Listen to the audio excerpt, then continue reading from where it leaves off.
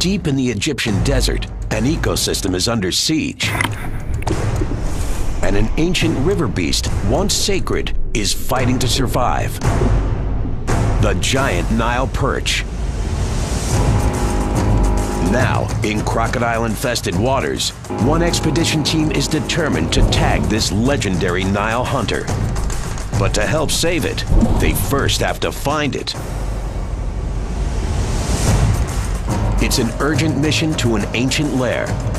2 scientists, 7 days, and 300 miles of open water. Get in the boat, watch out, Ola. Can they catch and track a whopper prehistoric predator before it disappears? Get behind me, stand up, Ollie. It's Hooked Lake Monsters.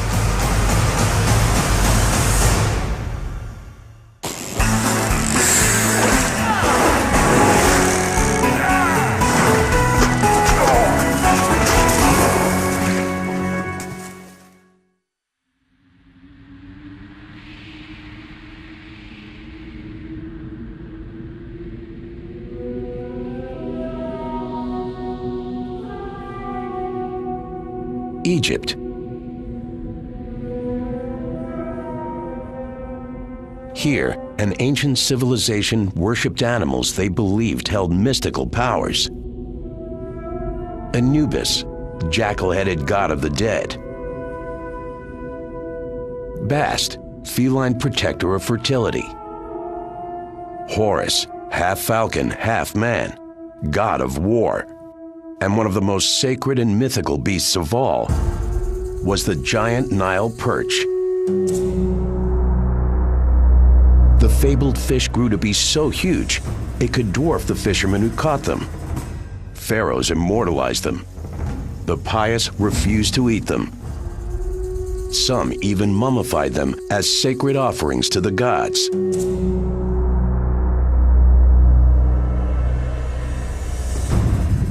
This legendary ancient predator has hunted Egypt's most famous waterway for millennia, taking its name from the Nile River. One of the most important fish for the ancient Egyptians was the Nile perch. And you see it in tomb reliefs and even in temples, because this was this huge fish, and they symbolize this sense of rebirth and resurrection. The Egyptians thought it was a really fearsome fish.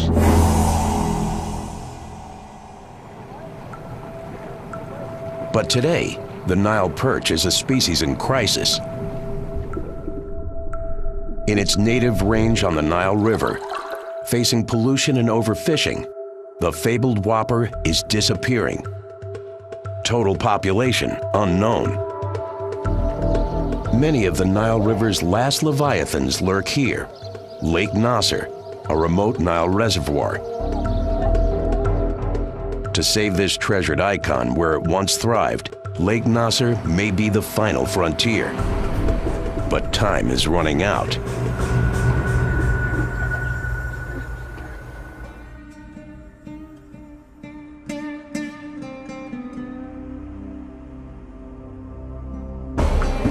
March 21st, 2010, Cairo, Egypt. Justin Grubich is an assistant professor at the American University in Cairo. He's launching the first ever Lake Nasser Nile perch expedition. He hopes to tag the biggest Nile perch he can find and track the prehistoric predator for 24 hours. In the fight to protect this mammoth river beast, knowledge is power. What I'd really like to figure out about the Nile perch is where they spend their time, where they eat, where they reproduce. That's what we need to know, first of all, so we can start protecting them. A lot of them are overfished these days, even in the Nile area where they're native.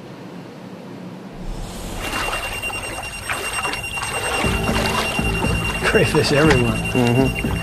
Across an ocean in Alexandria, Virginia, another scientist prepares to join the Nile perch mission. Yeah, the water's clearing up a little bit. These undercut banks are great places for snakeheads to hide out. John Odenkirk is a fisheries biologist with over 20 years' experience tagging and tracking freshwater fish. We've been successful getting some juveniles out of here in the past survey. John specializes in using advanced technology monitoring dangerous exotic fish in American waters. He was the first scientist to implant a radio tracking tag in the notorious northern snakehead, an invasive species that threatens U.S. fisheries. Now, for the first time, John will travel to Egypt to tackle the opposite problem, tagging a native species in danger in its ancient home. John has intimate knowledge and kind of maybe a sixth sense, you might say, on where fish may go. So that kind of innate sense or experience that he has in tracking fish will be incredibly helpful and indispensable, really. When I got the phone call to see if I was interested in going to Egypt, it just seemed a little too good to be true. I'd love to see a big Nile perch up close. You know, it seems like a bizarre concept to me as a biologist and an angler to be able to go after a freshwater fish that conceivably could be bigger than I am.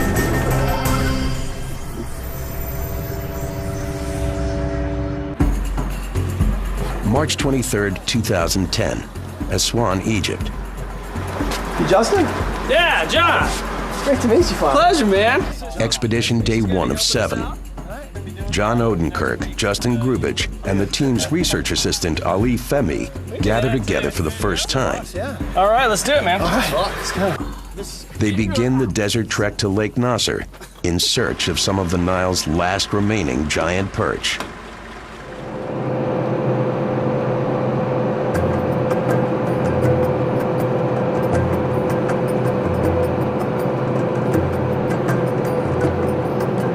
That's Lake Nasser, huh? That's it, man. That's where we're going to be hunting the giant Nile perch. Looks like the lake's down a pretty good ways. You think that'll be good for fishing? I hope so.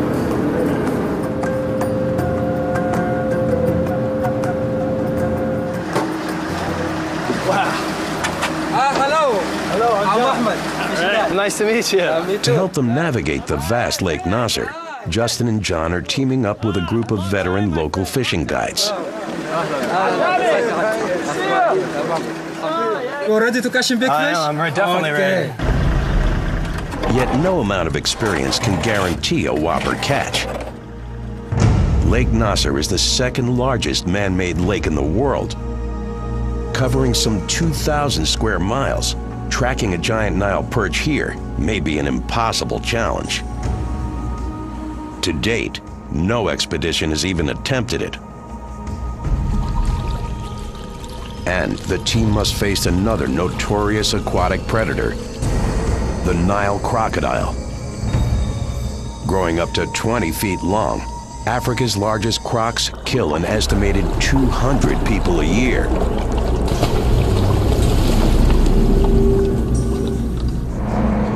The two biologists can only guess what species they'll find in these waters.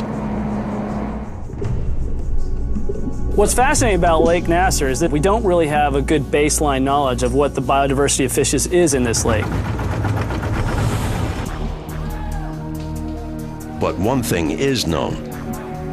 In the last decades, as human populations swell, increasing demand for the Nile perch and two of the perch's favorite prey, tilapia and tigerfish, has taken its toll. Giant perch once grew up to 6 feet long, weighing nearly a quarter ton. Now, in this threatened ecosystem, such whoppers are rare. There's a lot of fishing pressure here, and that has the potential to not only take the prey species that the perch need to survive, but also as a non-target, they're catching the young perch before they have a chance to mature and sustain the population.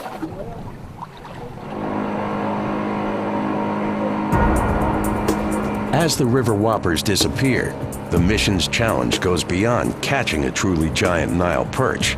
They also want to tag one using state-of-the-art technology. To implant an acoustic tracking device called a telemetry tag, the team must make a surgical incision in the perch's gut, embedding the tag securely as possible. The harmless tag will remain in the fish indefinitely. But the visiting expedition has only a narrow window. Once the fish is back in the water, the team hopes to track the tag's acoustic pulse instantaneously on a handheld receiver. What we will get is basically hour-by-hour data that tells us how deep the fish is, what temperature, water temperature it's in, and where it's actually moving and going hour by hour. And that will help us build a daily picture or a 24-hour cycle picture of the life of a Nile perch. A 24-hour picture may someday mean the difference between native Nile perch survival and dangerous decline. But there's a problem. The signal has a limited range. To capture a day in the life of this ancient alpha predator, the team must stay within 200 yards. Stray further and they risk losing the signal. Move closer and they risk spooking the fish and altering its behavior. The expedition must physically chase their perch across Lake Nasser, going wherever the elusive hunter roams. It's a very difficult task, very difficult at best. You know, we don't know the water. We don't know the fish's behavior is going to be. So essentially, we have a bit of a handicap going into this thing. So it's just, you know, we have to be on our toes.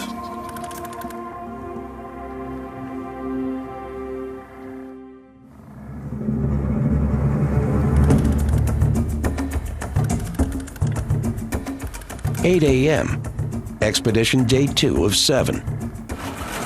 Well, John, looks like we got a great day here. We're gonna catch some fish. Excellent. All right, man.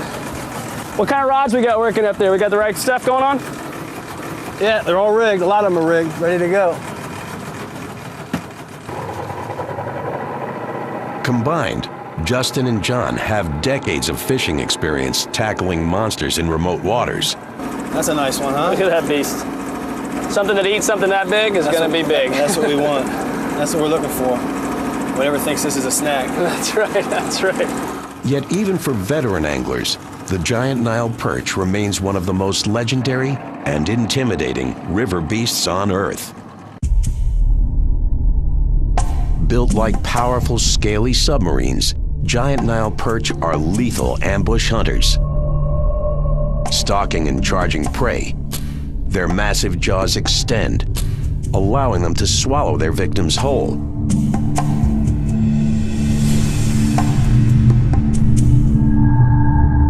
And Nile perch top the freshwater food chain as one of the largest fish in the world.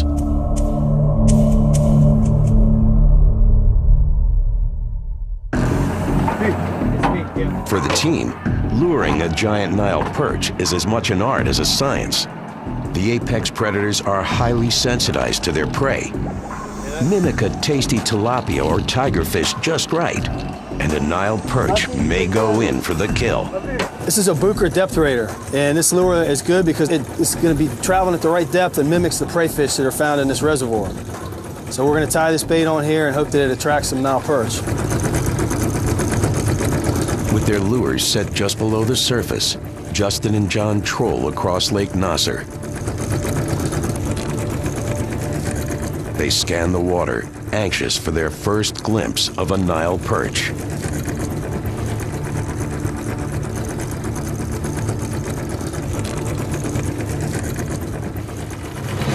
Fish on! Fish on! Then, with a sudden jolt, He's a tiger. Justin has a fighting fish on his line. Yeah, good tiger. Here. Oh, he's gonna jump. Oh yeah! All right. It's no Nile perch, but it is a fearsome predator. The team's first chance to battle a river beast face to face. The piranha of Africa. Nice tiger. On the hunt for a legendary prehistoric predator, the giant Nile perch, biologist Nice Justin tiger. Grubich fights a tug of war against another notorious river beast, the tigerfish. Ahmed? Yes. You got a gas for him? We're gonna get him in. Hold on, hold on. Ollie, lift your rod up, Ollie. Come on. Watch out, watch out, watch out. There we go. Ow! Yeah! That is what I was looking for. Look at that. On the Clark spoon. That is what I was looking for. Nice tiger. Woo! That's exciting the way it was jumping. Man, it hit it like lightning. Nice fish. Look at those teeth on that thing. Wow. Super catch. Justin knows any fish he catches helps unlock the mysteries of Lake Nasser's underwater food chain. To help save the disappearing giant Nile perch, he must uncover as much information as possible about its hunting grounds. Tigerfish sport a mouthful of flesh-ripping, razor-sharp teeth that can decimate prey in seconds. And like their South American piranha cousins, these tenacious hunters feed in deadly mobs.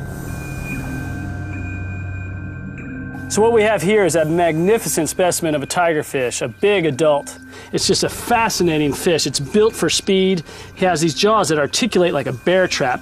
And as those clamp down, see those teeth interdigitate, they interlock with each other, taking chunks of flesh out of the prey. There would be a school of fish similar to this size that are hunting in packs, and they're going along the edges of this submerged vegetation, and they dart forward with a lightning strike and chomp right through the fish. It's really an amazing predator.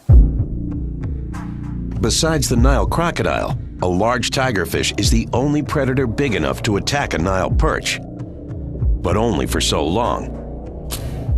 Once growing Nile perch reach their full size potential, there's no contest. Perch rule the fish food chain. So massive, virtually no other predator can touch them. Yet now, as the team continues their quest to catch and tag a whopper Nile perch, the day's fishing brings no luck.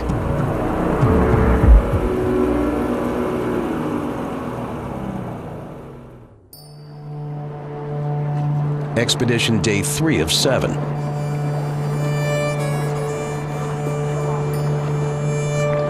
After more long hours trolling Lake Nasser, the team's unlucky streak continues.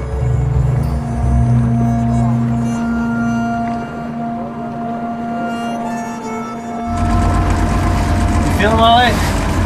Nothing yet. No bites? No bites. No bumps? No bumps. Smooth vibration. Concentrate. See the fish. See through the water. Take fish.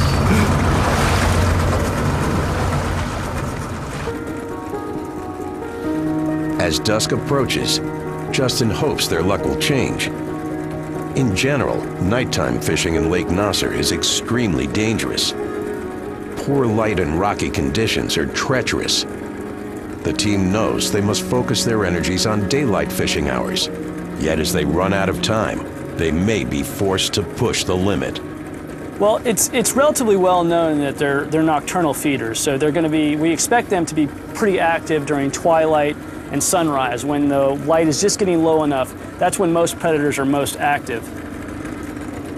The expectation is, because they're very large fish, that they probably have certain territories that they defend, and that's kind of where they hang out. How large that territory is, we have no idea. So what the range of that territory is something that we're hoping to figure out.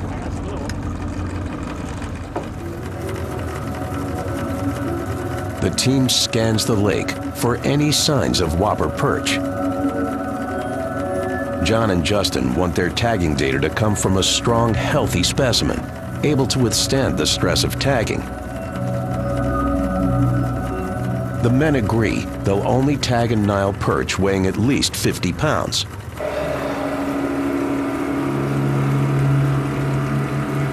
But they also know, in an overfished ecosystem, the bigger the target specimen, the smaller the odds of finding one.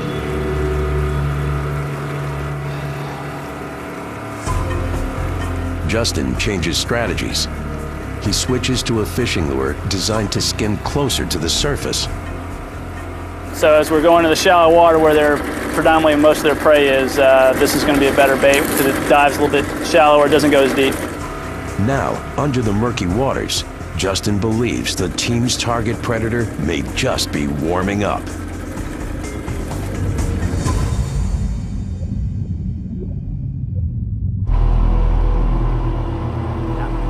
Expedition Day 4.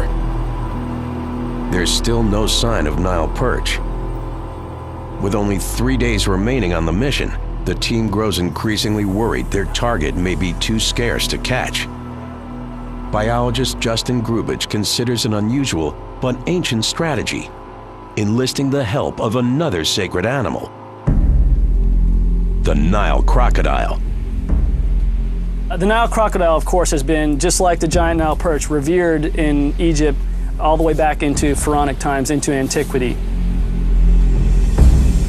The pharaonic god Serbik is actually a crocodile-headed god that is the god of the Nile, that protects the Nile and the drainage and all the wildlife within it. If it happens that we aren't catching a giant Nile perch, John and I may actually have to make a prayer to the pharaonic god Serbik in order to hopefully get in his favor so that he'll send a giant Nile perch our way. Half man, half crocodile, the mighty god of the River Nile was both feared and revered. Yet Sobek was not alone. He ruled with another powerful deity, the hunting goddess Neith. In one famous creation myth, Neith turned herself into a Nile perch to swim the sacred waters that gave life. Neith is a warrior goddess, and the Nile perch is a great hunter.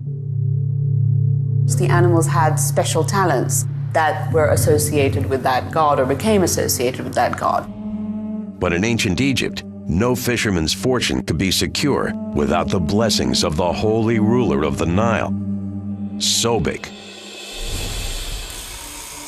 3 p.m. on the shore of Lake Nasser, Abu Simbel, Egypt. This is going to change our luck, right? In search of Sobek, Justin, fellow biologist John Odenkirk, and research assistant Ali Femi make a pilgrimage to one of Egypt's most famous ancient temples. Built by Ramses II in the 13th century BC, the entrance features 4 mammoth carvings of the pharaoh king himself. Inside, a shrine of Sobek waits. And you brought an offering? Yeah, I think I'll offer an acknowledgement in the paper that we write together, John. You think that's going to be good enough? I hope so.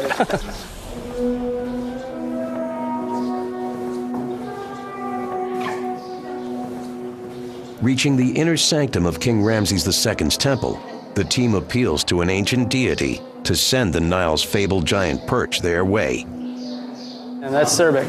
He's the god of the Nile. He's got the head of a crocodile. Excellent. He's got a spear in his hand. Hopefully he'll shine down upon us and give us some luck so we can get a giant Nile perch. Mabuka, huh?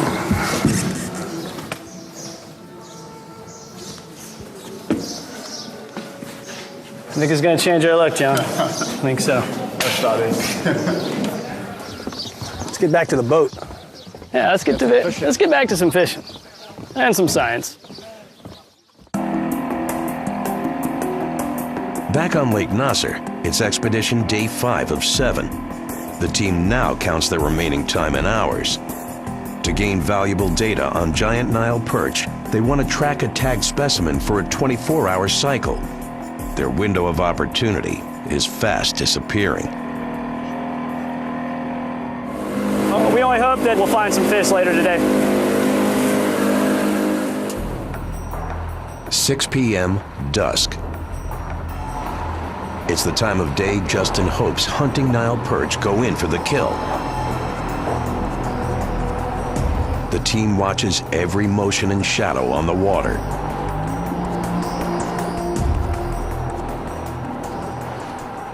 Whoa!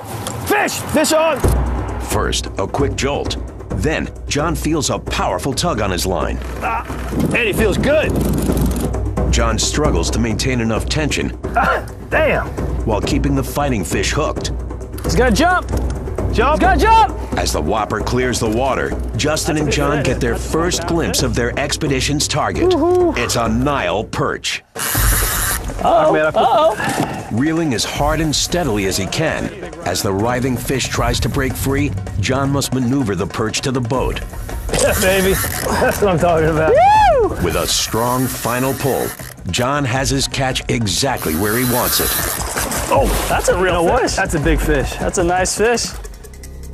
But something's wrong. Look, he's got a gill net in his mouth. Oh. No, was that on my bait? Or yeah, it's a gill. It's got a gill net all wrapped up in his mouth. Examining the fish, John and Justin can see a piece of net blocking the Nile perch's throat. Unable to swallow food, the predator is slowly starving to death. John's catch has now turned into a rescue mission. You know what, John? We should cut that out. Yeah. I've got a knife in my pocket. We need a light. He was probably trying to eat fish out of a net. John must be extremely careful not to harm the perch any further. Well, a gill net's going to last a long time. It's not going to break down very easily. Damn gill nets. The fish probably eventually would have died a slow death because it wouldn't have been able to gain nutrition through efficient foraging. And so we actually probably did that fish a huge favor. Nice fish, John. Oh, man. The fish is large and mature enough to tag, but John and Justin can only guess how long the lodge net kept the perch from feeding. Fearing the fish isn't healthy enough to weather more stress, they want to release it as fast as possible. All right, bud.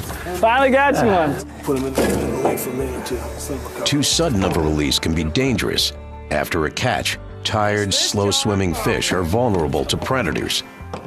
The team must help the perch regain its fighting strength. His gills are flaring. He's Yeah, pumping oxygen. he's gilling good. He's in good shape. Give him a minute. You feel good? Yeah. Happy, healthy? Yeah, oh yeah. There he goes. Down to the depths. Bye-bye. Good swim. You put me on the fish. Sure, man. It was very special to be able not only to release it to fight another day, but to help it out by removing that gill net from it and see it swim off strong. All right, bud. Finally got you one. The last couple hours have been really good to me. Yeah. I guess that that prayer to Surbeck is finally paying off. But now, as the men face the last 2 days of their Lake Nasser expedition, the mission's chances to catch, tag, and track a whopper Nile perch may be lost.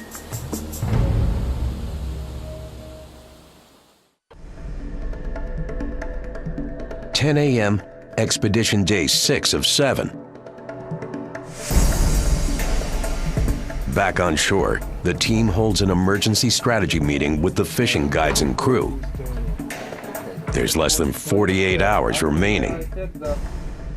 You know, our first priority is to try to find that big Nile perch. Yes. Here it looks like there's been quite a bit of fishing pressure. So I favor a move to maybe some new kind of virgin ground. Cebu, anyway, the Cebu Sertem is many fishing places. We have a lot of sinking island, lot of shore fishing area, lot of shore shallow places, deep areas. Yeah, no, I think we need to move. Yeah. I think we should skedaddle up to that area if that's where the fishing reports are coming from. You know, every day without a Nile perch is a day lost on the research. Yeah.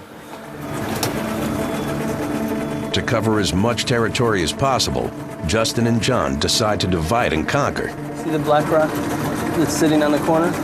Yeah. But it's a risky strategy.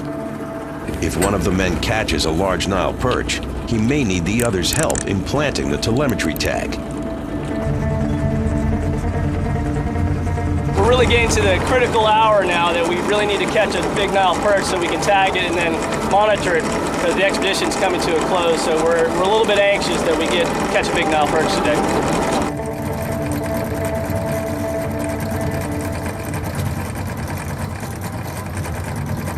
Fish on! Fish on! Justin's hooked a monster. Reel in, Ollie. Reel in as fast as you can. Under the boat. He's under the boat. He's under the boat. Under, but you can't round. I know. He's got to can you get the motor up? Okay. Around. Yeah. He's a good fish. He's gonna jump. He's gonna jump. Oh yeah! This is a taggable fish here. It's a Goliath Nile perch. It may be the expedition's last chance to tag and track this elusive river beast. He's gonna jump again. Here he goes. But now, as Justin fights for control, his expedition partner John is fishing on the other side of the lake. John's too far out to help Justin and Ali with the tagging. You're above me. Get behind me. Get behind me. Stand up, Ollie. Justin must quickly teach Ali how to wrangle monster fish before it's too late. Not yet. He's still green. He's coming soon. For Justin, it's the ultimate angling challenge. For Ali, it's baptism by fire. Okay, Ollie. Yeah. We're gonna need a tail rope and the Boca grip. What? A rope. I wish John was here. I think that's... To ensure the catch stays healthy and strong, Justin and Ali will have mere minutes to perform the surgery, securing the acoustic telemetry tag. But first, Justin has to land the Nile perch, bringing the ancient fabled beast into the boat. Coming to the boat. That? It's a good fish here, people. He's gonna come up. Okay, guys. Not yet, not yet. He's still green. But he's coming soon. Come on, baby. This is the most important part right here. Justin manages to wrangle the perch to the boat, Not yet. but the real test has just begun. We can bring him up here. Bring him up here. To keep the fish healthy, Right here. he has only a few minutes to Okay. take measurements Ollie, get my kit. Okay. Kit, and judge if it's mature enough for the telemetry tag. get your notepad out. I'm gonna start barking some data. To get the most useful data on species behavior and to avoid overstressing weaker fish, biologists avoid juveniles. Total length, 116. Instead, they target what they call breeders, strong fish old enough to spawn. Ooh, I took a knock on my foot. Look at that. That's okay. That's good stuff. That's a spine from a Nile perch right there. Good fun. Okay, gape, 17. The fish weighs in at 70 pounds. It's a perfect candidate for tagging. Actually, I think I can do the surgery and we can tag him and release him. Okay, Ollie, get the transmitter out, the receiver out, go in the black box, get the hydrophone. Justin makes a small incision in the fish's abdomen and inserts the transmitter. Tag is in. Okay. All right, so let's let him recover a second. For a safe release, time is critical. That's good. Is he okay? Yeah. Okay. Woo, I'm shaking. I'm shaking, I got a bloody foot, but that is well worth the price. Before they release the perch, the team must verify their acoustic receiver is picking up signals from the embedded telemetry tag. Ooh. We got it. You guys want to hear it? You want to hear it, Ollie? Yeah, I want to hear. Hear it pinging? I hear it, yeah. That's our boy. It's a sequence of pings that are characteristic of this specific tag that has a certain serial number. It simultaneously is recording depth and temperature and a GPS location. So once we let this fish rest a little bit, we're going to start monitoring its movements through the lake for as long as we can keep track of it. The tag is working. Justin's confident the Nile perch is ready for a release. He finishes suturing as fast as possible. That is a strong fish, a good candidate for tagging. A hardy fish like that can withstand a lot of stress. They let the fish rest a few final moments before returning it to the depths of Lake Nasser. All right, now we'll release our first giant Nile perch. Let's see where he goes. Ow! That is awesome. Alhamdulillah. Amen. You are the man. Shukran Gazila. When he hit it so hard, he actually cracked the lure. That's how strong these fish are. It's unbelievable. We were lucky to land him. Very lucky to land him. For the expedition, it's the moment of truth. The tag's range is only 200 yards. To gather the data they need, they must follow the Nile perch across the second largest man-made lake on Earth. No team has ever done it. Justin quickly gets to work. A handheld device called a hydrophone collects and stores signals from the acoustic tag in the fish's gut. The closer the fish, the stronger the signal, and the louder the ping. We're good. That's music to my ears right there. Bing, bing, bing, bing, bing, bing. That's good. That's data. That's science. That's sexy. Swallow, swallow. Check, check. Yes, Paul. We just getting to lunch here, trolling our way in, and nothing really going on. Well, John, we could use your help over here. We just tagged a 70-pounder. I'll believe it when I see the data. Well, get your butt over here, man. We need some help. 12 p.m., Expedition Day 6. John Odenkirk missed the tagging surgery, but as one of U.S. fisheries' most experienced aquatic trackers, his judgment calls over the next 24 hours could mean the difference between mission success and failure. Well, John has really good experience in tracking animals. He's done it a lot in North America, so his expertise in predicting where the fish is going to go and what we expect it to do will be really great, really helpful. 70 pounds! Tagged, and he's sitting under that rock over there. How long ago? Half hour or so. You already got it done and back out? Yeah. Sweet. All right, man. Oh, yeah. Listen to this sweet music. Nice. He's sitting right over there. Now, which hydrophone do you have? Right now, it's just the omnidirectional. We're letting him catch his breath. Where's it sitting? It's underneath the boat. Oh, okay. It's right over the side. So he's sitting against those rocks. We caught him in that little bay, and the wind pushed us this direction, and thought it. He jumped like 3 times. Did he really? Big head, gills flaring. No way. No way. Yeah, his head was going, and he actually broke the back end of the actual lure off. So yeah, it was good, struggled. All right, Ollie, come on over. We're gonna have a little strategy session here. All right. So we just got this fish tagged. Let's track it for the next 24 hours. We've got it in this nice little area here. 24 hours, we'll be able to figure out what it's doing overnight. So I'm gonna need you on the receiver at first and you on the hydrophone. And if it starts to move, we need to be ready to move with it. Otherwise we'll lose it. That's right. The team has no way to predict if their strategy will work. What's the readout now? 76. He was in this little cut Yeah. in the back of this cove, and then when he heard the boat coming, he moved out. Even with a steady signal from the telemetry tag, physically tracking the fish in Lake Nasser might be impossible. There's plenty of places to lose a fish in this basically inland sea. We really are kind of flying blind here. What the fish is going to end up doing, we really don't have any ideas. So we just hope we can stay close enough to be able to follow the fish through a significant amount of time. Where do you have him positioned now? 6 p.m. Roughly 6 hours after releasing the tagged Nile perch, the signal remains strong.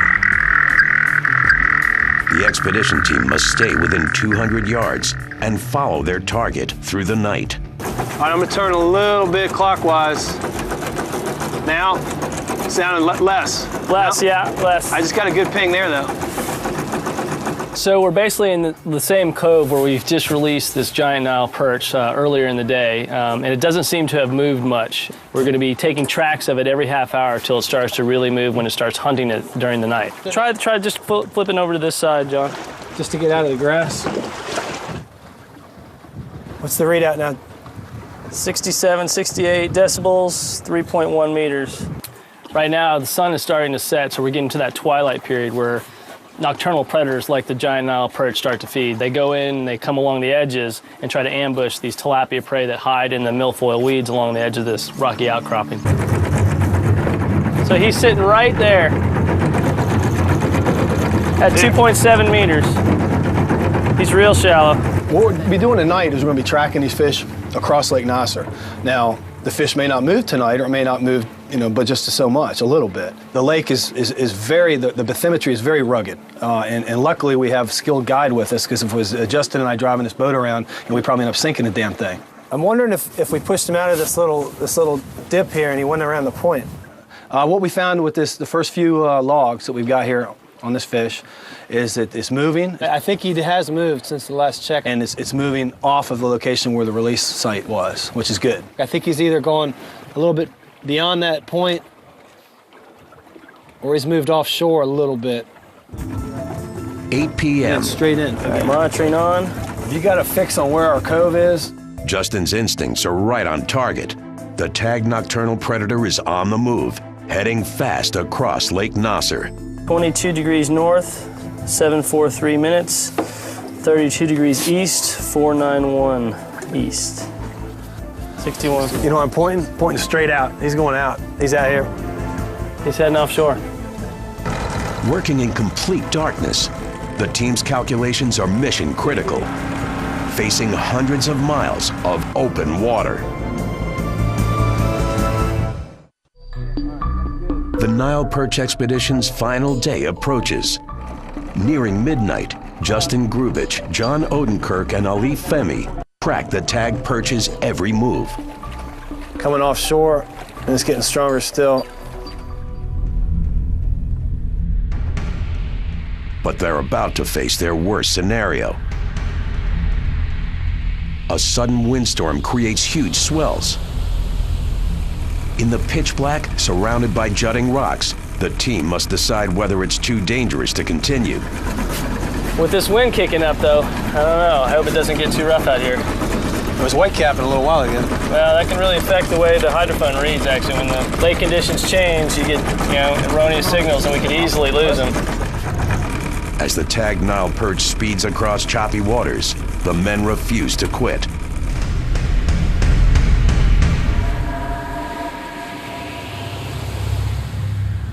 How far do you think we came that last run? Yeah, he's this way. The expedition faces their toughest test yet. Like maybe he's swimming towards us. The weather worsens, and the biologists have to call off the hunt. As they return to shore, the team has no idea if they'll get another chance to find and track their fish.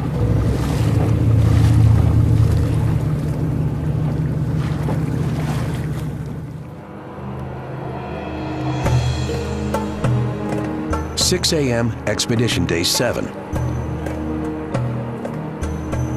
The storm has passed. Can you grab this and put it on this chair so we can get a reception? The team returns to Lake Nasser.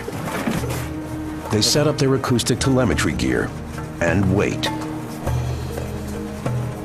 We let the fish for a few hours. It was still sitting in its hunting area here all night long, and then so we've come back here at sunrise to try to find it in its last location that we saw it. Is this the spot? Yeah. Same place, yeah. Still for the mother side to get a bread here. Nothing. Nah, he's not here anymore. The tag signal is lost. The whopper perch is outside the telemetry range.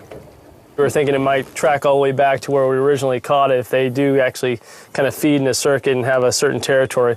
But here we are at sunrise, and he's not here right now, so the mystery of the Nile perch continues.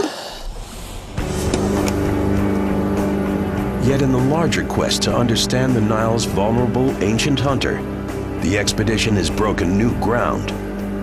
We got a good 12 hours on that fish, so that's the first tracking of a giant Nile perch for 12 hours, so that's a great success.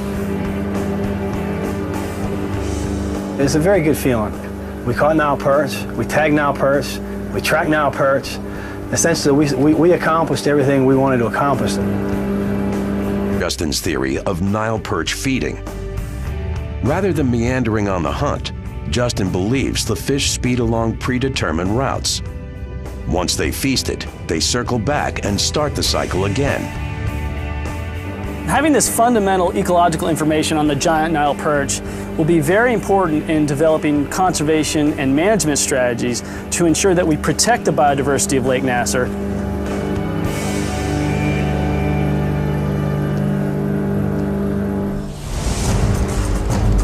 For biologists Justin Grubich and John Odenkirk, the Lake Nasser mission was a critical pilot study. The prehistoric hunters are disappearing from their most ancient lair, but tagging breakthroughs have helped science understand some of the planet's most extraordinary fish. Now, an ancient river icon may be the next protected predator on Hooked: Lake Monsters.